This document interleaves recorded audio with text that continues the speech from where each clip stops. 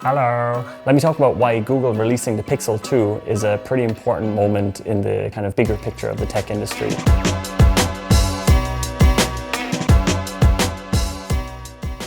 If we had a YouTube channel last year, I probably would have made the exact same video for the Google Pixel. This year it's even more relevant because if you were looking at the Pixel event, you'll see that Google released a huge amount of hardware products last week. So for me, the reason why this sort of Pixel event was very important and why we're going to be looking back on this maybe 5 years from now and going, that's when this happened. It's that Google, a company who has been very, very focused on software and not really interested in hardware software integration for the first few years, especially with Android. They had all these other companies making devices for them and they always kind of stayed hands off. Same thing that was happening with Microsoft. Now Google has gone all in on hardware. So they're making a bet that integration of hardware and software is important and is what customers are going to want. So I think what's really interesting about this is that this year, the phone that they released and the products that they released, they're not really on par with what Apple releases, because obviously the iPhone is the direct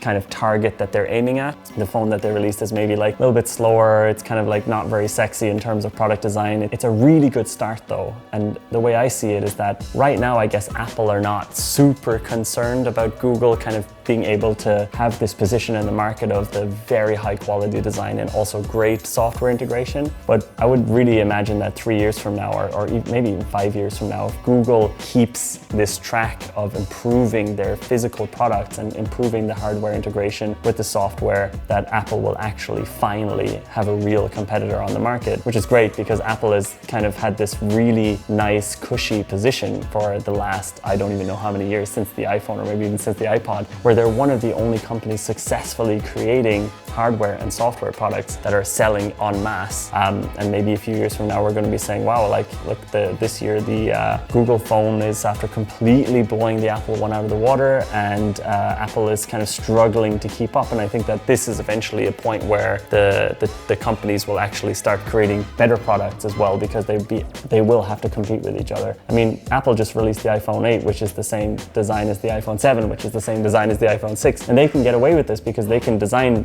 products 3 years ago that are still better built and overall better integrated than products that are built today. But they won't be able to keep getting away with this when companies like Google start really building these fully integrated experiences. Hey, so if you like that video, maybe you could give us a little subscribe and a thumbs up, perhaps. I don't know. Yeah, just subscribe maybe if you could. Oh, just one sec. Oh, hey.